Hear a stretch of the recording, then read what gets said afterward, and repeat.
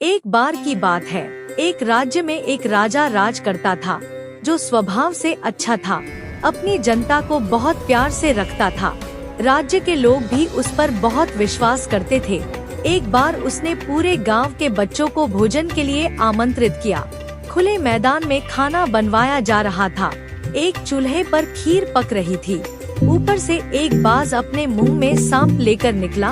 गलती से सांप खीर में गिर गया। उस तरफ किसी का ध्यान नहीं गया।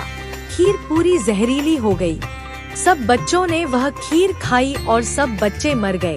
आखिर किस वजह से बच्चे मरे किसी को कुछ पता नहीं चला, पर इतना पता चला कि खाने में ही कुछ गड़बड़ है।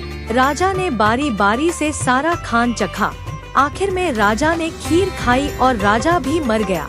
सांप खीर में मर गया, बाज भूखा मर गया, लोग खीर खाकर मर गए। सबकी आत्माएं यमलोक में पहुंची। यमराज कंफ्यूज हो गए। आखिर दंड दे तो किसको दे, क्योंकि इसमें किसी की भी गलती नहीं थी। यमराज ने चित्रगुप्त से कहा, चलो धरती पर चलते हैं, वहां जाकर ढूंढते हैं कि आखिर गलती किसकी है। शायद कुछ मिल जाए जिससे हमें पता चले कि गलती किसकी है और यह गुनाह किसके खाते में लिखें।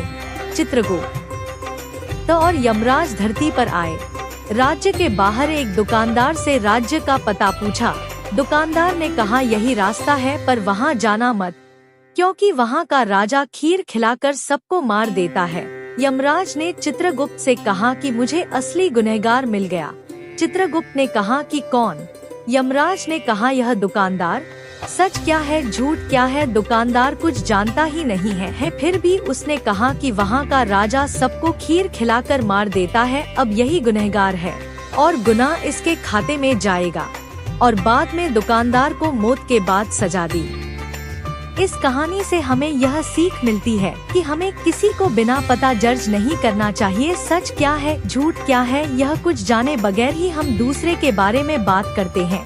हम यह डिसाइड कर लेते हैं कि किसी की गलती है या इसी ने गलती की है, जबकि सच क्या है वह हमें पता ही नहीं होता है। इसी वजह से इस कलयुग में हम दूसरों की गलती भी हमारे खाते में लिख देते हैं।